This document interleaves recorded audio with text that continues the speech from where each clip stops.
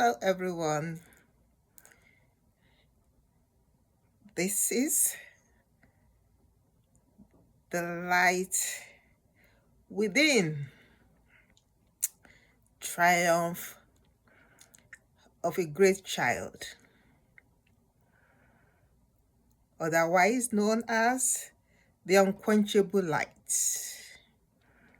within, or the light that never fades, the power of faith and perseverance. They say every child is born a destiny, but not every child gets to see it early. Some of us stumble upon it after years of searching. Others are thrust into it, whether they are ready or not. For me, life didn't wait for permission. I was born in the middle of a storm. Not just the physical kind, but the kind that sweeps through families, through nations, leaving behind uncertainty and fear. It was during the Nigerian Civil War, a time when the world seems divided between survivor and loss. My father told me years later that the moment I entered this world, there was a sign, a flicker of something powerful, something bigger than me. He called me extraordinary. I didn't understand what he meant back then, but I held onto those words. When you are a child, you believe what the people around you tells you. You hold on to their words like a lifeline, especially when the words around you feels unstable, when the world around you feels unstable.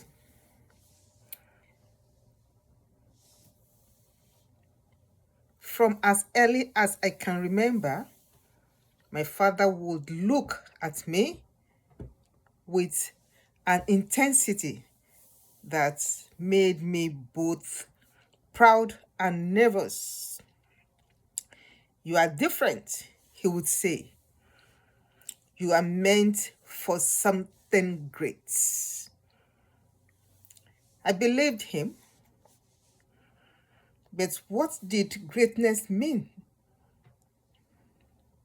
As a child, greatness felt like being the fastest runner in the compound, the one who could balance a bucket of water on her head without spilling a drop, or the one who spoke up when others stayed silent. But as I grew older, I began to see that greatness was something deeper. It was in how you endured, how you faced the world, even when it pushed back.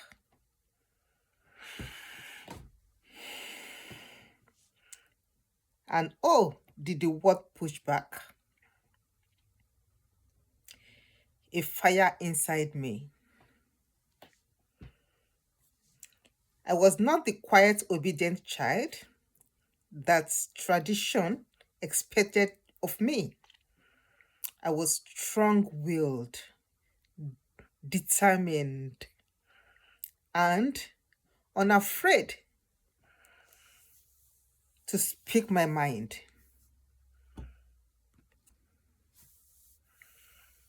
If someone, if someone tried to push me down, I pushed back. I was not one to accept injustice, even at a young age. I remembered the first time I got into a real fight. I was about 6 years old, playing with some children in our compound. One of the older boys, taller, stronger, decided it would be funny to take my toy, and I refused to give it back. I asked him politely at first. He laughed. The second time I demanded it, he refused. The third time, I threw my entire body at him, knocking him to the ground. I got in trouble that day, but I didn't care. I made my point. I would not be walked over. The fire inside me, the refusal to be silenced, to be made small, would become both my strength and my challenge. My mother often sighed and shook her head, worried that my boldness would get me into trouble one day. My father, on the other hand, watched me with a knowing look in his eyes. She's different.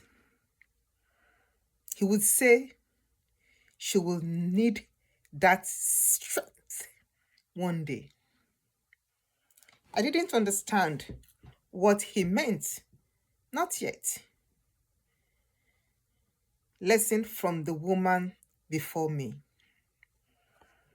When I was young, I didn't have many real life role models, but I found them in stories. My father would tell me about the woman of old, the one who had walked before me, who had faced trials and emerged stronger. There was Ruth, whose loyalty and faith led her to a destiny she could never have imagined. Queen Esther, who risked everything to save her people. Rebecca, who showed kindness beyond measure. I didn't just hear these stories, I carried them with me. I wanted to be like Ruth, unwavering in loyalty, like Esther, bold and strategic, like Rebecca, kind but wise. These women weren't just characters in a book, they were guides. whispering to me through the pages. As I grew, I began to realize something: the world had expectations for girls like me. We were supposed to be quiet, to follow, to accept what was given to us. But that was not the path I saw in these women. They made choices, they took risks, they stepped into their purpose, even when it was terrifying. Could I do this?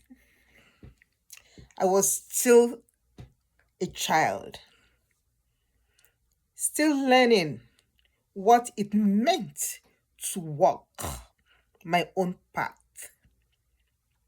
But one thing was clear to me: I was not meant to be ordinary. The truth about life. Life, as I would later discover, is not a straight path. It's not a straight road. It is filled with twists and turns, hills and valleys, moments of joy and seasons of loss. I wish someone had told me that earlier. Perhaps if they had, I would have been more prepared when the storms came.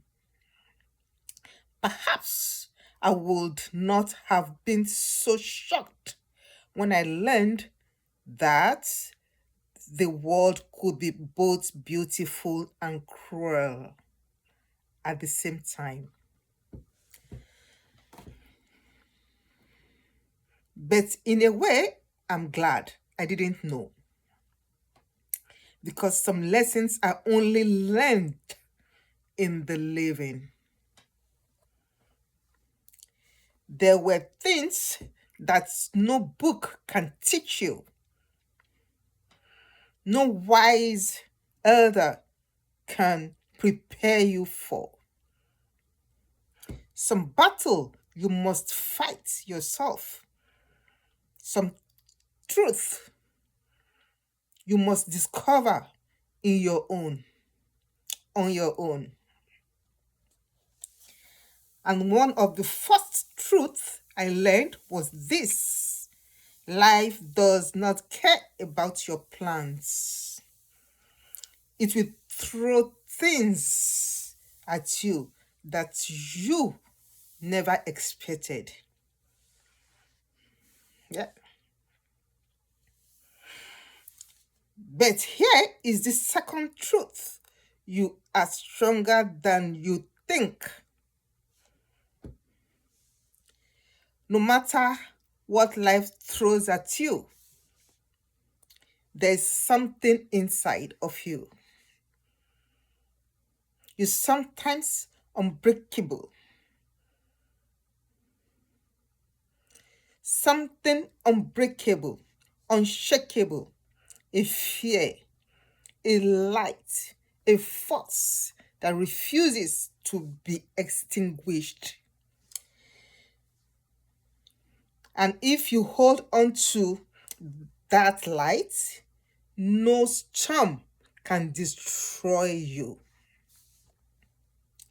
I don't tell it because my life was perfect. I don't tell it because I never failed, neither struggled, never failed. Moments where I wanted to give up, I tell it because I did struggle.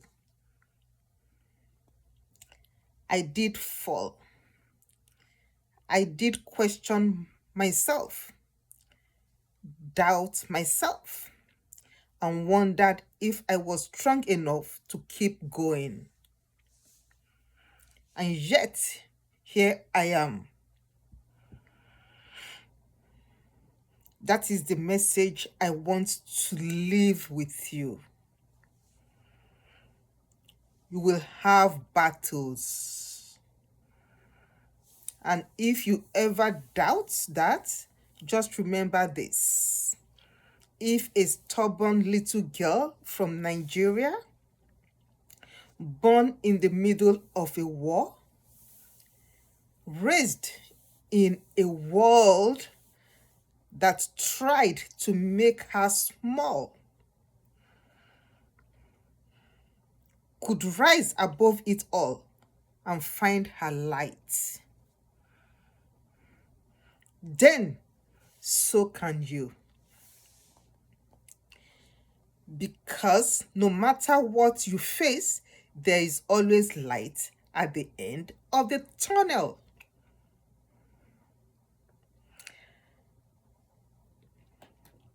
And that light, it is inside you. The weight of expectations. Growing up, I didn't fully grasp how much was expected of me. I was just a child, wild-eyed and full of curiosity, moving through the world with a mind of my own. But even then, I could feel the invisible hand of expectations pressing down on my shoulders. In my culture, a child, especially a girl, was expected to be obedient, quiet, and passive and reserved. A girl, a good daughter, was one who followed rules, kept her head down, and didn't challenge the way things had always been. But that was never me. I was not a child who simply accepted things as they were. I asked questions. I challenged authorities when I didn't make sense, when it didn't make sense. I wanted to know why things could be a certain way, why girls were expected to stay in the background, why boys were encouraged to take charge. It was that I wanted to rebel just for the sake of it. It was that I could not ignore, the feeling deep inside me, that voice that said, "You are meant for more."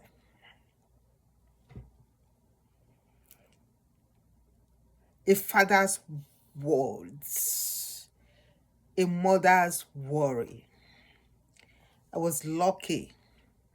In one way, my father believed in me, while others whispered that I was willed, too strong-willed, too outspoken, too different. My father could look at me and smile. "She is different," he would say. And that is a good thing. Not everyone agreed. My mother thought she loved me deeply, worried about my future. She was a woman of tradition, a woman who understood the rules of our world and the consequences of breaking them. One evening, as she sat on a wooden stool outside our house, peeling cassava, she called me over. "Josephine," she said, her tone gentle but firm. "You are a good girl, but you must learn to soften yourself. The world is not kind to girls who are too strong." I frowned. "But my mama, why should I pretend to be soft when I am not?" She sighed, shaking her head. "It is not pretending, my child. It is surviving."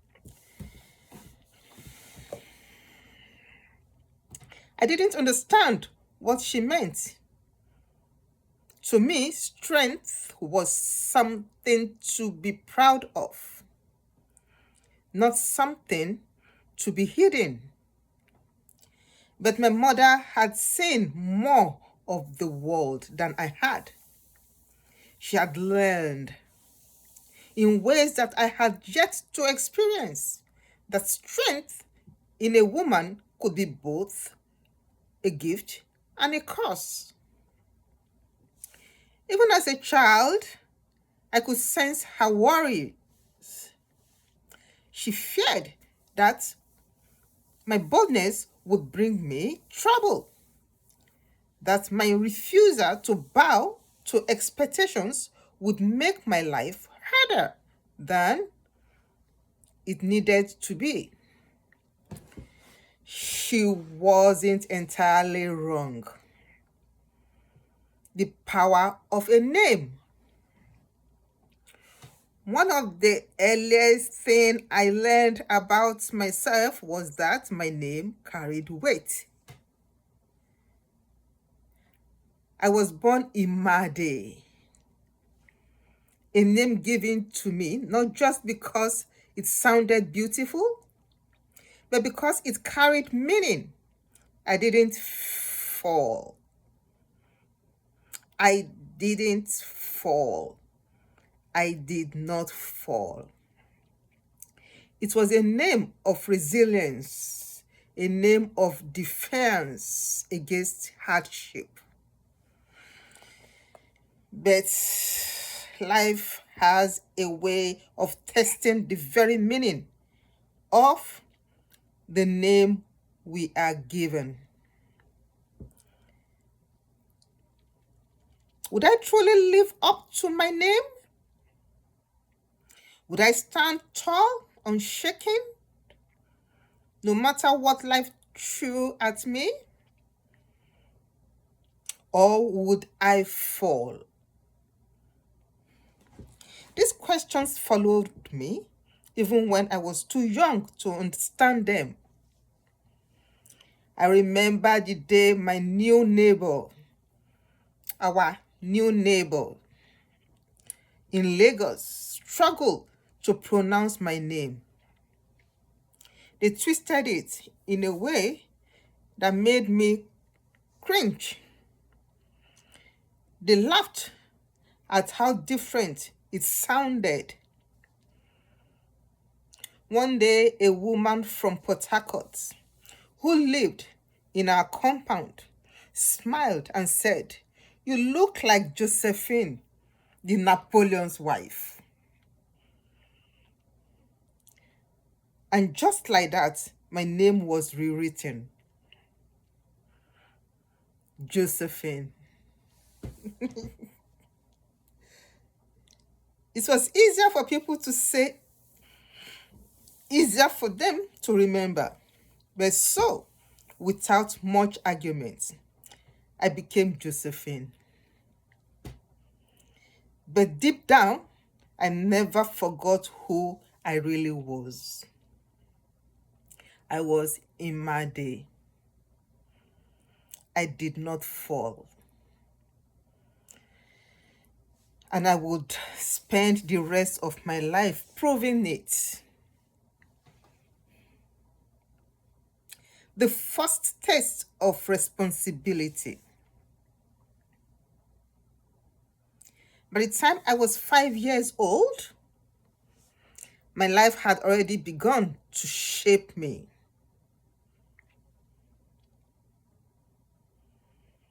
I was the third of what will eventually be 9 children. My eldest sister was sent to live with our maternal grandparents, while my immediate elder sister and I remained with our parents in Lagos. Unlike many of the other children in our compound, we didn't have nannies or maids to help with house chores. We were our mother's helpers, running errands, washing clothes, sweeping the compound, and cooking meals. We were just children. We were miniature adults, carrying responsibilities that many today would consider too much for such small shoulders. I remembered the early morning trips to the markets with my mother, the smell of fresh tomatoes and dry fish, filling the air as we waved through the crowded stalls. I remembered standing beside her as she haggled with traders,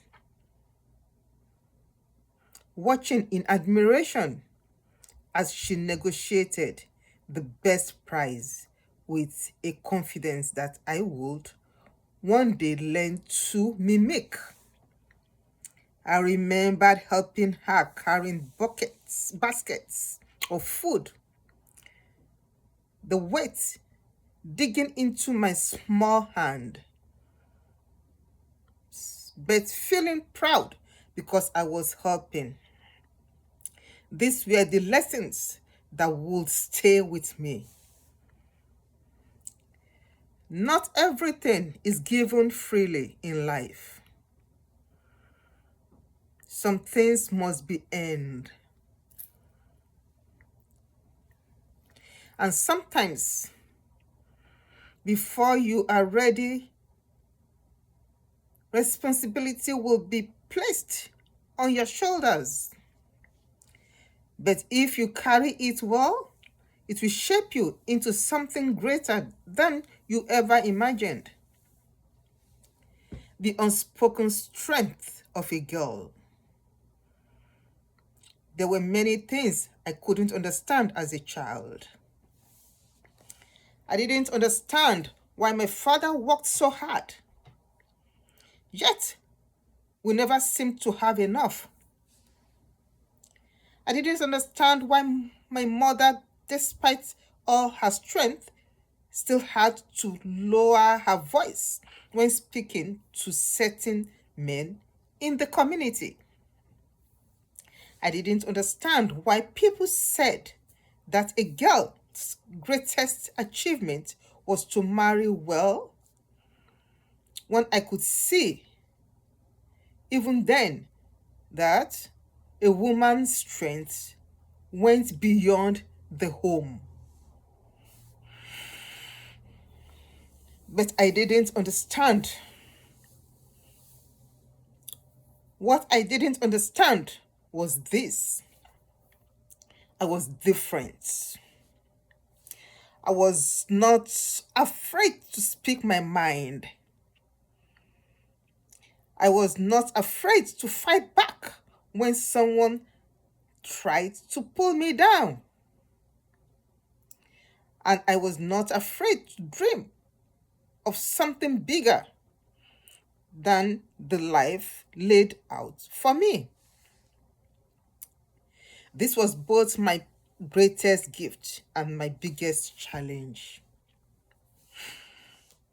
Because the world does not always know what to do with a girl who refuses to shrink herself, I would learn in time that strength comes with a price. But I would also learn something even more important,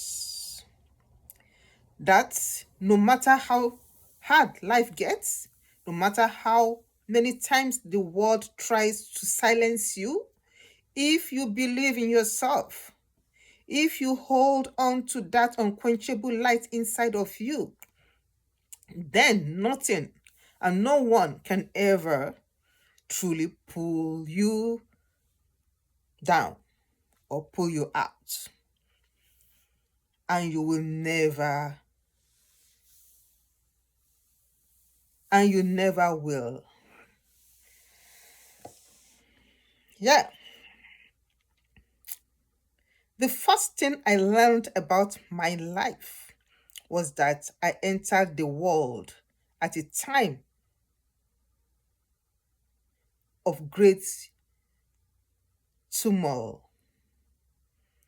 The Nigerian Civil War was raging, a conflict that divided the country, forcing families to flee, to survive, to rebuild.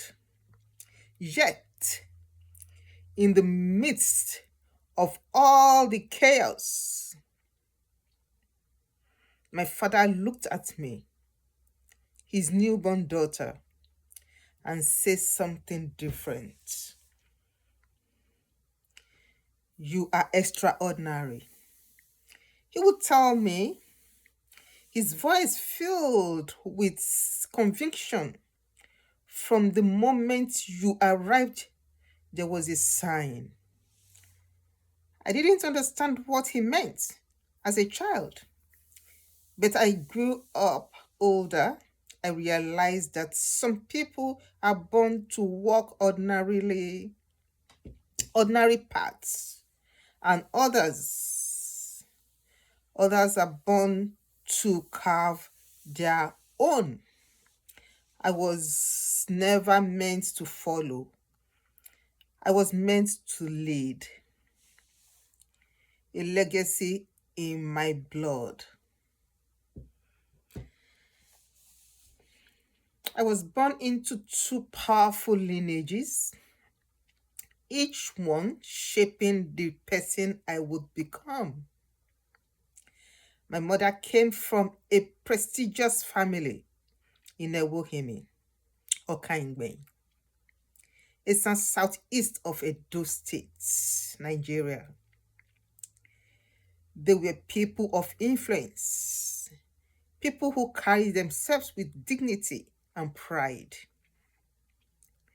My father, on the other hand, was from a royal lineage within the same community known as Iliki. He was a man of discipline, of strong value, of unshakable determination. Perhaps that's why he never doubted that his children, especially his daughters, were meant for something greater than the world expected. According to him, his elder brother had introduced him to my mother. At the time, my father was a hardworking farmer who had left the village in search for better opportunities. He had traveled to Enugu in Nigeria, the eastern part of Nigeria, where he built a life for himself. He was of age to marry, but he was waiting for what he didn't know until the day he met my mother. She had traveled to the village for a festival celebration, never expecting that a single introduction would change the course of her life. My father knew immediately. She was one of the she was the one. After their introduction, their relationship moved quickly. My father, ever the determined man, pursued marriage without delay. Not longer after he got a job at a motor company in Benin City, working as a foreman and motor mechanic. He left Enugu behind, settling into a new life just months before I was born. At the time, my parents already had two daughters. I was the third child. Another girl, another expected piece of destiny unfolding. But my birth was not just another event in my family story. It carried meaning. Because by the time I entered the world, my parents' marriage was already facing its first great test, a name that spoke volume. In Africa culture, names are not just labels, they are declarations. They carried power, shaping the lives of those who bear them.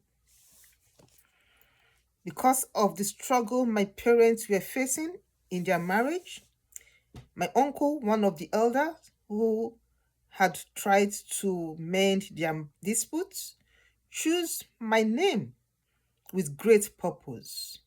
I was called Aria Maria, meaning do not destroy this, and Imade, that was the first, meaning I did not fall. Even before I could walk, before I could speak, my name was a prophecy. I was not born to break. I was not born to be a casualty of life difficulty. I was born to stand, to survive, to thrive. But life has a way of testing the very thing we believe about ourselves. And from an early age, I learned that strength is not just something you are born with, it is something you must fight for. A new beginning in Lagos. When I was 2 months when I was 2 months old, my father was promoted. His job at Inca Motors Limited was promoted, transferred him to Lagos, a city of endless possibilities, of movements, of dreams. For my parents, it was a chance to start anew. My eldest sister, however, did not come with us. She was sent to live with our maternal grandparents in Ewohimi. A decision that at the time was simply accepted as the best for her. But for me, Lagos was all I knew. It was where my memories began, where I first discovered myself, my family, and the world around me. Life in Lagos was not always easy, but it was vibrant, alive with energy and opportunities. I remembered the narrow streets, the smell of fried plantain in the air, the voice of traders calling out their goods in the bustling markets. I remember the sound of my father, Fiat car, pulling into our compound, the laughter of children playing outside, the rhythmic hum of the city that never seemed to sleep. But most of all, I remembered the feeling of being different, the making of a fighter. I was not like the other children. From the time I could walk, I was strong, bold, and unafraid. I did not tolerate bullying.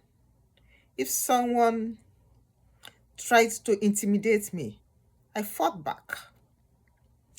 It didn't matter that I was a girl. It didn't matter that people told me I should be gentler, more obedience.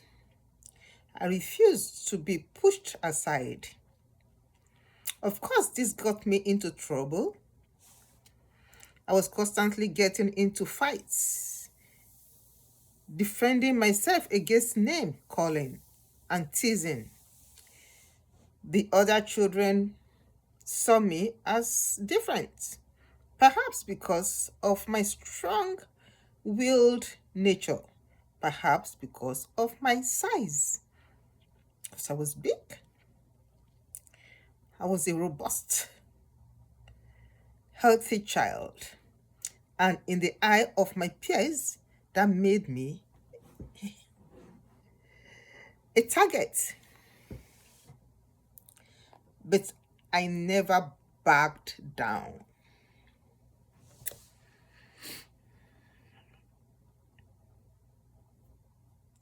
If they called me names, I had a name for them too.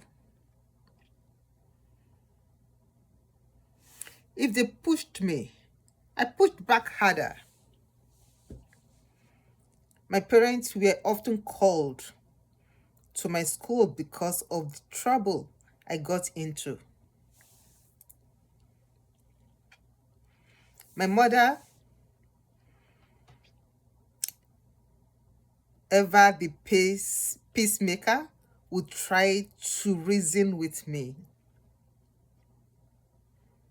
Josephine, she would say, exasperated.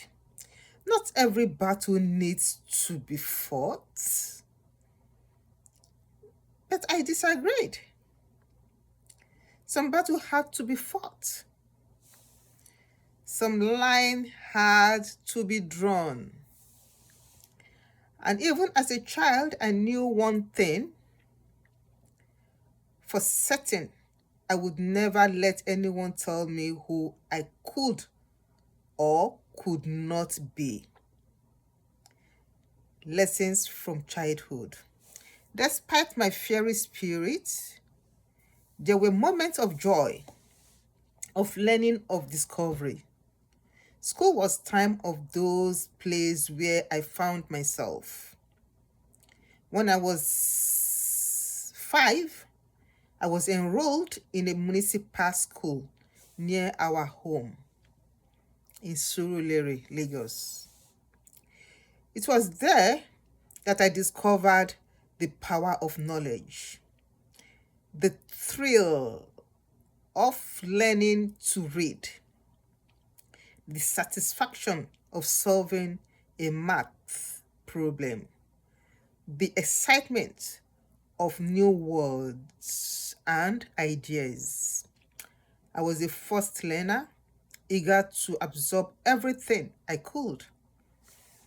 There were other moments, two memories that would stay with me forever. Like the night spent listening to my father's story, his voice deep and steady as he spoke of our ancestors,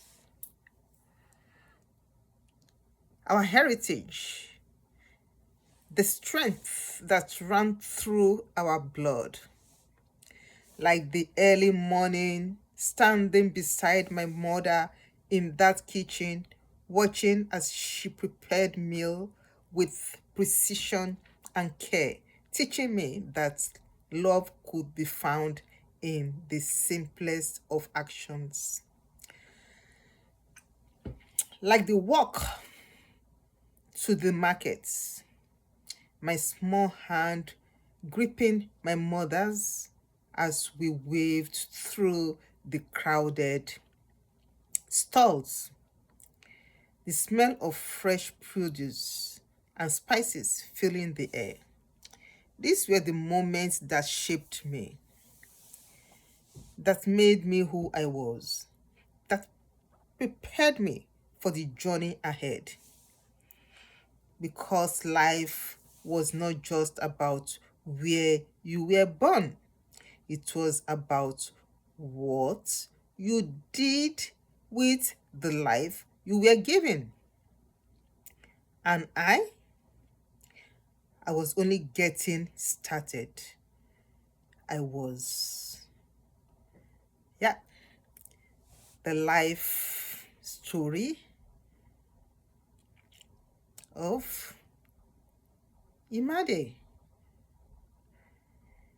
This is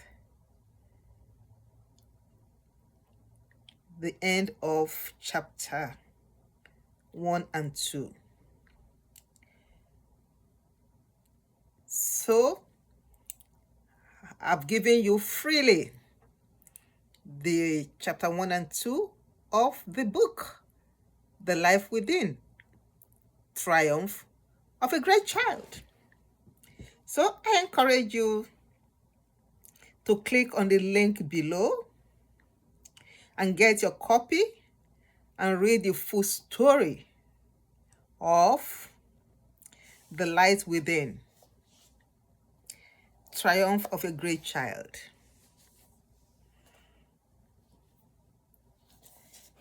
It has the memoir edition and the inspirational edition, which will be coming out soon. The inspirational edition of this book will be out very soon. Yeah, this is just a memoir.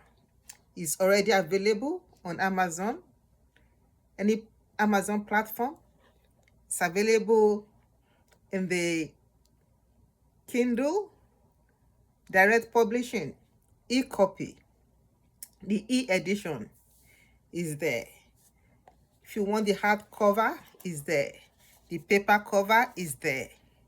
So you go get your copy and read a very wonderful, inspirational story of the life of Josephine, The Light Within, Triumph of a Great Child. Yeah. So go get your copy and enjoy. So there are a lot of content. It's up to 23 to 24 chapters. So I just gave you a clue, a summary of what's in the book, and chapter 1 and chapter 2 free of charge. So click on the link and get your own copy. Okay? Review it and comment and stay blessed. Till we see again. Have a wonderful time and enjoy the rest of your moments of truth, because this is my truth that's it's in that book, my life story. Yeah, very inspirational, very motivational. We're going to learn a whole lot of stuff there. It's for all ages and all genders. Yeah. Stay blessed. Bye.